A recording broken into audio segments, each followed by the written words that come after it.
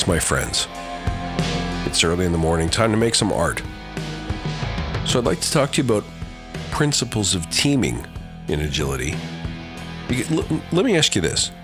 Have you experienced this before? When you encounter Agile in the workplace, you're probably dealing with a team of people who are already working on a certain solution, technology, or business domain already. And what the organization has done is decide to take that team and that initiative and make them agile.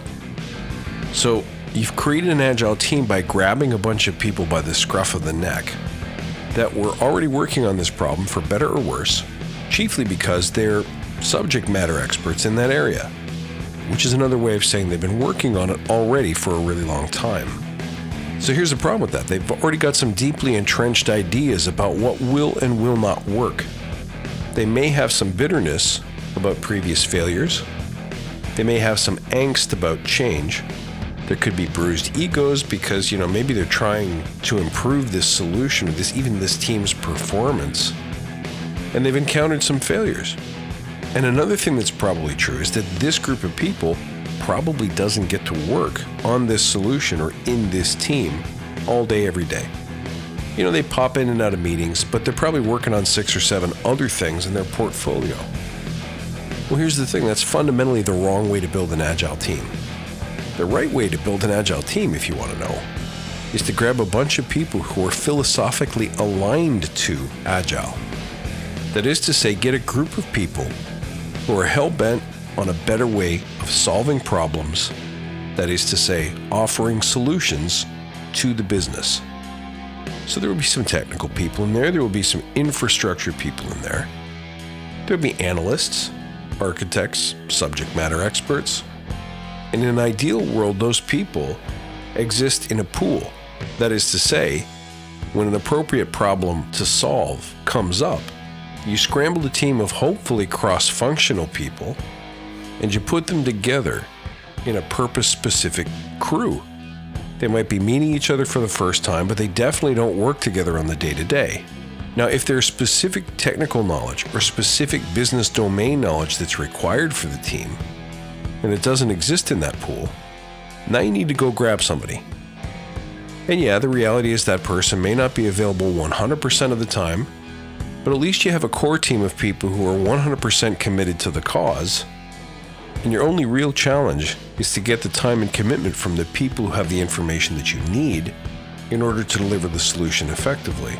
But that's the least of your problems. At least you're not dealing with a group of people who don't understand Agile, who don't believe that it's going to make the problem any better, who are not actively stonewalling against an Agile approach.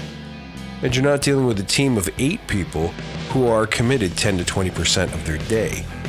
You see the difference?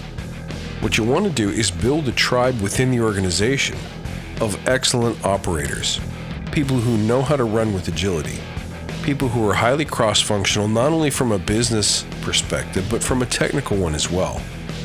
And when the need arises and a business priority demands a solution, you bring that team together. When gaps exist in expertise, that's where you got to negotiate to find someone who's got the right experience, who's got the right skills, and figure out how to get enough of their time to make the whole thing fly. But see, what happens there is if they're already bought into Agile, there's a different level of commitment that exists to make the thing work. There's an understanding that agility requires face-to-face communication. It requires real touch time. In reality, this message is not so much for Agile team members and Scrum Masters, but it's for people who are looking to do Agile in the workplace properly. Because you may be sitting there right now saying, well, I don't have control over how these Agile teams are constructed. I don't get to say, let's have a pool of people who understand and are aligned to Agile principles and ways of working. But if you're listening to this show because you're responsible for making Agile change in your organization, this is an approach to consider. It'll make your life a lot easier because the commitment and the mindset is already there. You don't have to force it, and you don't spend as much time trying to jam a square peg into a round hole. Folks, thank you for listening and for being true believers. I hope this helps you. You can find me online to let me know at worldwideweb.badassagile.com. on Instagram @badassagile, and on Twitter @badass_agile. Reach out and let me know how things are going for you. Thank you for being true believers. I'll talk to you next time.